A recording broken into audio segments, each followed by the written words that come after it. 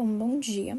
A gente vai apresentar sobre a montanha-russa Star Mountain, que ela fica localizada no Beto Carreiro, em Penha, no estado de Santa Catarina.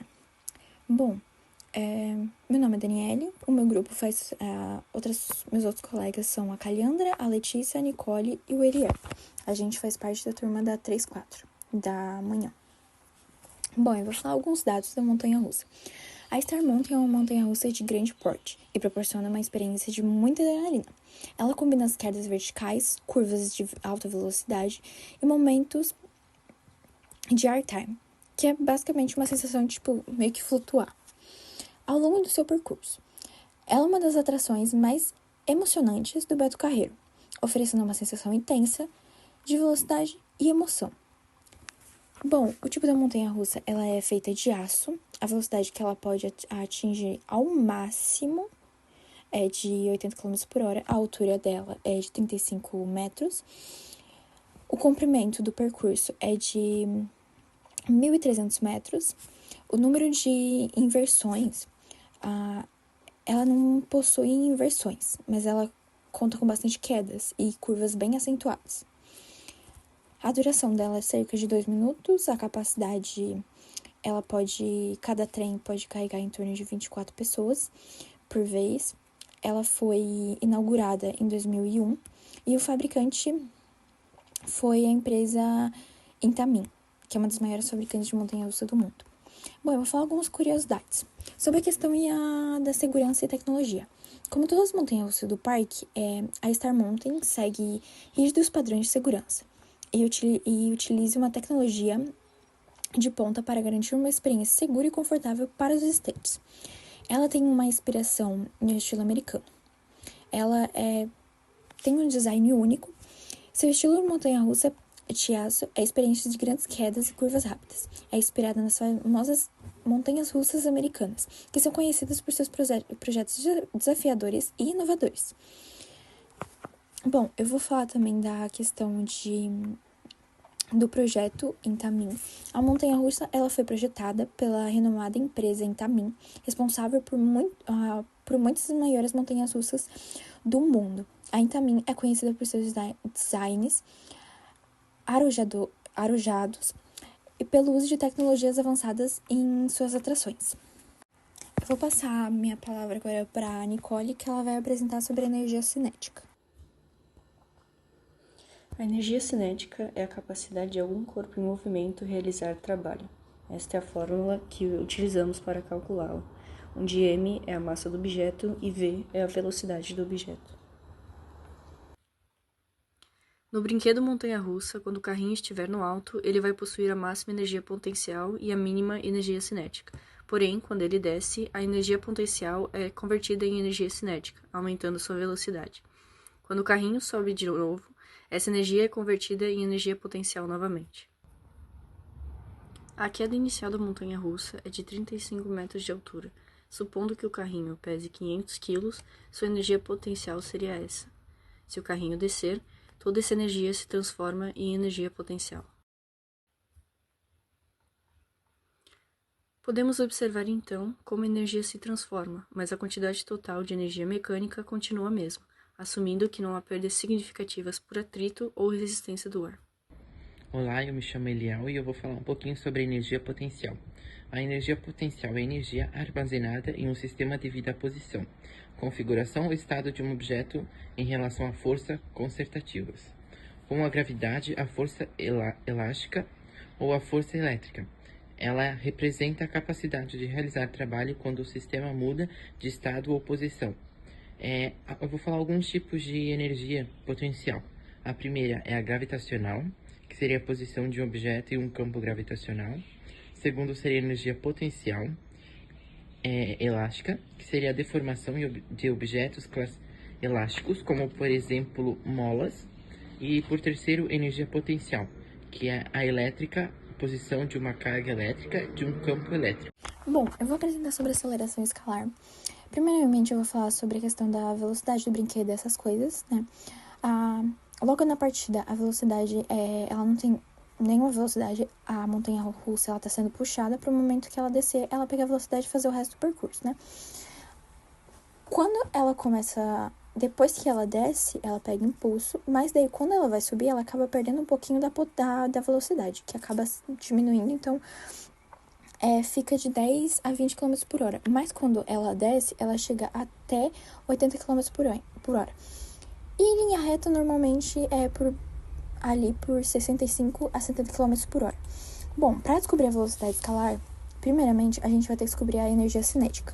Como eu tinha falado no início, bem no início, quando ele está sendo puxado, ele não tem velocidade nenhuma. Então, basicamente, é zero a energia cinética. E como a energia potencial gravitacional é igual à energia cinética, então a energia gravitacional também é zero. Bom, para conseguir fazer o cálculo de conservação de energia, a gente vai usar qual forma? Que é m vezes g vezes h igual a m vezes v ao quadrado dividido por 2. M é igual à massa do carrinho, que no caso a gente não tem esse dado. G é igual à aceleração da gravidade, né? Que daí, no caso, é usada a gravidade da Terra, que no caso seria 9,8 metros por segundo. H é igual à altura da montanha-russa, que seria 35 metros, e a velocidade do carrinho, no caso, seria no momento da descida, né? Que a gente vai descobrir. Então, primeiramente, a gente vai simplificar a fórmula, a gente vai tirar os dois m's, que facilita, né? Aí vai ficar g vezes h, eu vou falar de uma forma mais fácil. Gravidade vezes altura igual a velocidade ao quadrado vezes 2. Aí, como a gente quer descobrir a velocidade, a gente vai ter que trocar. A gente vai ter que botar a velocidade ao quadrado pro outro lado e a gente vai ter que mudar a aceleração, a gravidade. A gente vai ter que trocar pro outro lado e a altura também, que no caso vai ficar igual a da montanha-russa. Oi, eu sou a Caliandra e eu vou explicar um pouco sobre a força G na montanha-russa. A força G é uma forma de medir a aceleração que um corpo sente em comparação à gravidade na Terra. A força da gravidade que a gente sente diariamente na Terra, por exemplo, quando a gente está parado, é de 1 G. Em uma montanha-russa como a Star Mountain, a gente pode sentir mais de 1 G, por exemplo, nas descidas, e menos de 1 G nas subidas. Como é a força G na prática quando a gente está na montanha-russa? Quando a gente está em movimento na montanha-russa, a gente sente a força G porque a gente está acelerando ou desacelerando e também quando a gente está mudando de direção, por exemplo, nas curvas. E existem dois tipos de força G: a força G positiva e a força G negativa. A força G positiva a gente sente quando a gente está acelerando na mesma direção que a gravidade. Então, por exemplo, na queda, né, quando a gente está no carrinho e a gente vai descer, a força G ela é positiva. Ela varia de 2,5 G a 3,5 G. A força positiva, ela empurra o sangue para os pés. Então, isso causa uma sensação de peso. E aí a gente sente uma pressão como se a gente estivesse sendo puxado para baixo. Já a força G negativa, a gente sente quando a gente está acelerando na direção oposta da gravidade. Por exemplo, na subida. Na subida, a força G ela é negativa. Varia de menos 1,5 G a 2 G negativo. A força G negativa, ela puxa o sangue em direção à cabeça, ao contrário da força G positiva. E isso causa uma sensação de falta de peso no corpo, de leveza, então a gente sente que está flutuando. Bom, como a gente calcula a força G? Vamos começar então pelos parâmetros da Star Mountain.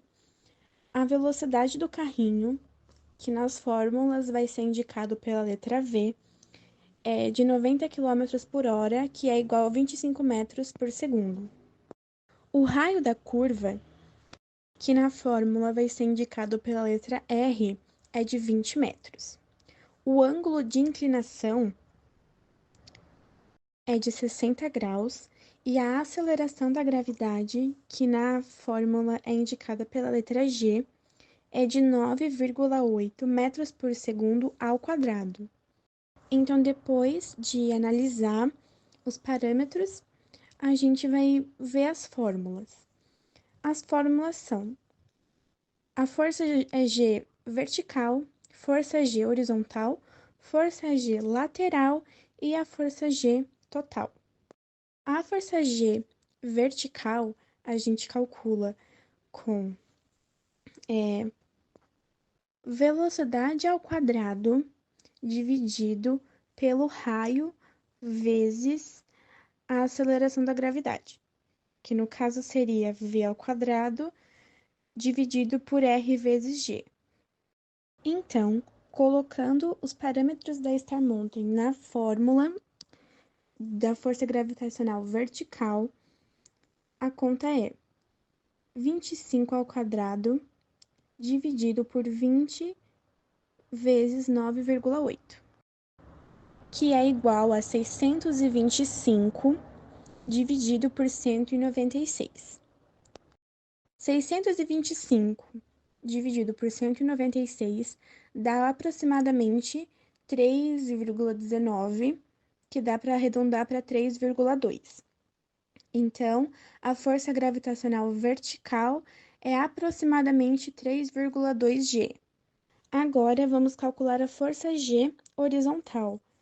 A fórmula é V ao quadrado dividido por R vezes G vezes o seno do ângulo, que seria 25 ao quadrado dividido por 20 vezes 9,8 vezes o seno de 60 graus, que é o grau do ângulo da Star Mountain. O seno de 60 graus é aproximadamente 0,866. Então, a conta ficaria 25 ao quadrado dividido por 20 vezes 9,8 vezes 0,866, que daria 625 dividido por 169,736. O resultado final é aproximadamente 3,7 G. Então, a força gravitacional horizontal é de aproximadamente 3,7 G. Agora, a força G lateral, que seria velocidade ao quadrado dividido por R vezes G vezes o cosseno do ângulo, ou seja, 25 ao quadrado dividido por 20 vezes 9,8 vezes o cosseno de 60 graus. O cosseno de 60 graus é 0,5, aproximadamente. Então, a conta ficaria 25 ao quadrado dividido por 20 vezes 9,8 vezes 0,5, que daria 625 dividido por 98. O resultado é aproximadamente 6,38 ou arredondando 6,4. Então, o resultado final dessa conta é aproximadamente 6,4 G. Agora, a força G total, que é a raiz quadrada da força gravitacional vertical ao quadrado, mais a força gravitacional horizontal ao quadrado, mais a força gravitacional lateral ao quadrado.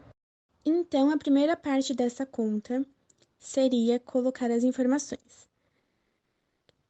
Então, vai ficar raiz quadrada de 3,19 ou 3,2 ao quadrado, mais 3,7 ao quadrado, mais 6,4 ao quadrado. Continuando.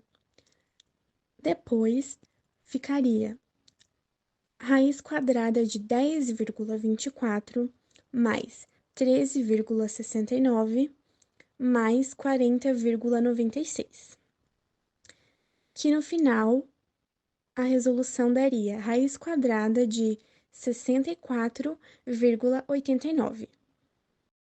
Então, o valor final dessa conta é de aproximadamente 8,05 G, que é a força gravitacional total. Para finalizar, eu vou explicar sobre os efeitos da força G no corpo humano. O corpo humano, né, na montanha-russa, ele pode sentir a força G de diferentes formas. Quando muda de direção, quando sobe ou quando está descendo.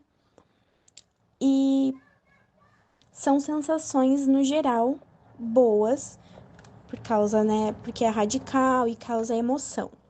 Porém, a força G também pode causar alguns impactos negativos no corpo humano, como no sistema respiratório, no sistema músculo-esquelético, na visão e na consciência.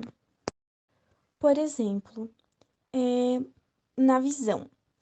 Um dos efeitos, que é um dos efeitos mais comuns, né, é o sangue, ele pode se acumular na parte inferior do corpo, e aí isso vai reduzir o fluxo sanguíneo para o cérebro, e isso pode resultar em uma perda temporária da visão, por exemplo. Outro exemplo de impactos da força G no corpo humano é no sistema músculo-esquelético. Quando é exposto a força G muito alta, o corpo humano ele experiencia uma força que é equivalente a várias vezes o seu peso. E isso coloca os músculos, as articulações e os ossos em tensão. E isso pode acabar causando algumas lesões ou fraturas. Um último exemplo para fechar a explicação sobre a força G seria o impacto no sistema respiratório.